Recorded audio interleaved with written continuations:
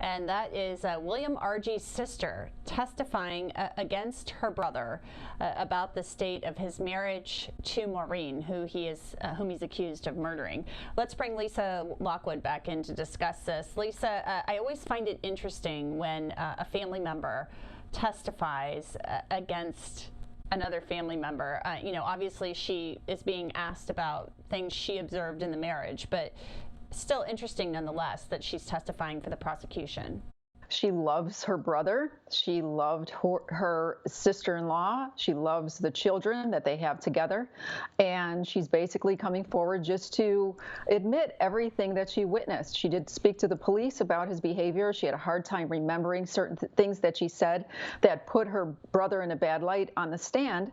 And fortunately, she was refreshed. I mean, you could see she's breaking down. It's a horrible thing. She does not have a sister-in-law anymore, and potentially her brother will be in jail for the rest of his life. So I wouldn't wish that on anyone. Family members always, caught in the middle of these things. It's awful.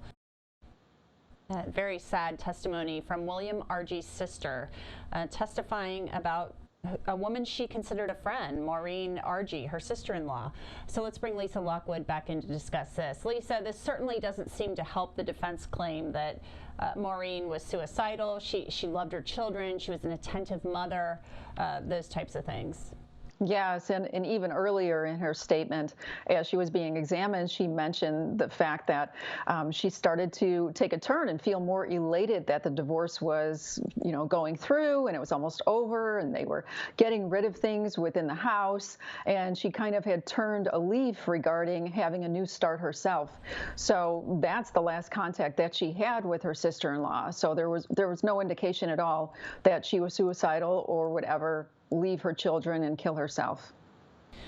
We're going to look at some more of her testimony under direct examination, and she discussed an intervention of sorts that the family had with her brother William.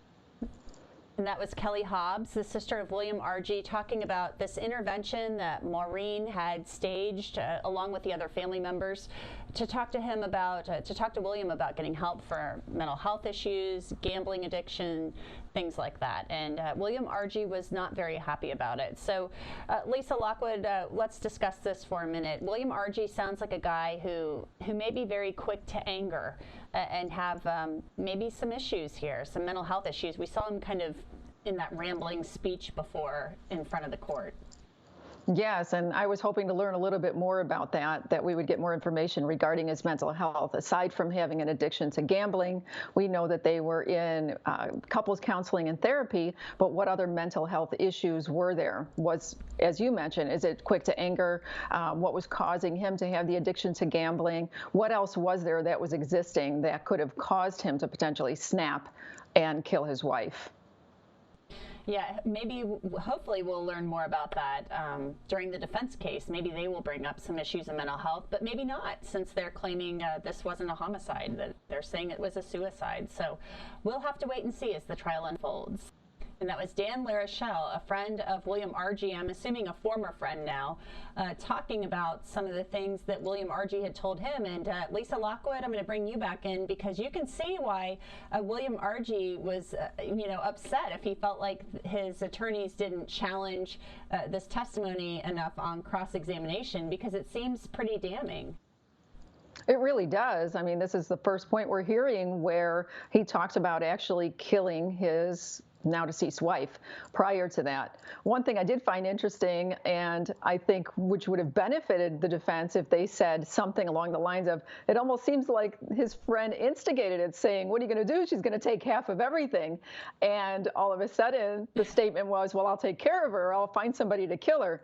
So for me, that kind of response was an instigation on his end. And could it have just been a flippant response to that moment and being angry in that moment? Yeah, and it seems really bad, really inconvenient in the fact that he said, well, it's almost like he did encourage the idea. Obviously, I'm sure he didn't mean to, but it probably didn't help matters, these comments. There was some cross-examination, though, of Dan LaRochelle. So let's listen to what the defense attorneys asked him about on cross. Let's bring Lisa Lockwood back in.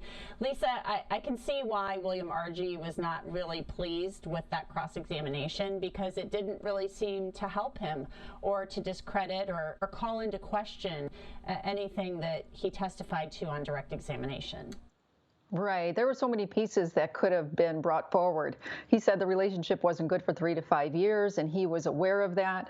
So in that 3 to 5 years that he had knowledge that he wanted to leave and his wife didn't want to go with him, who else did he tell about the alleged hiring somebody or somebody offing his wife? Who else can corroborate that story? I would want to know.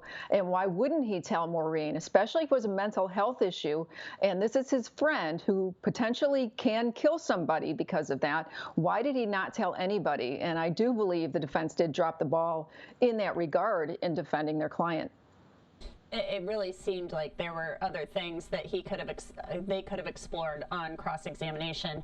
I think it's interesting, though, when we hear about things like this in testimony, it's almost like they try to blame the person testifying. Well, you didn't do this, you didn't do that. I mean, this is the guy's friend. He may not have legitimately thought that William Argie would actually go through with any of this, these threats to hire somebody to kill his wife, or maybe he thought he was just blowing off steam.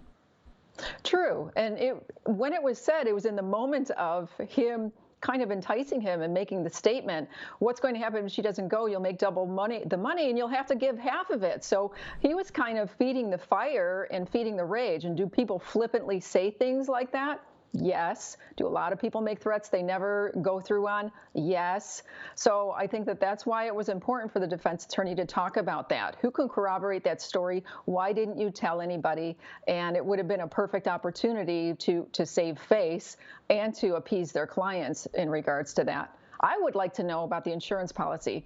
That's how long did they have it? And did he have one on his life as well, as far as from the investigative part of it? When was that policy taken? When he was thinking about leaving her, or had it been in place for a very long time? That would be interesting to know, and hopefully we will find out more about that in the days ahead. I'm assuming we will. But it's it's very interesting to me, this whole thing. I'm wondering how they're actually going to pull off, if they think they can, this suicide defense.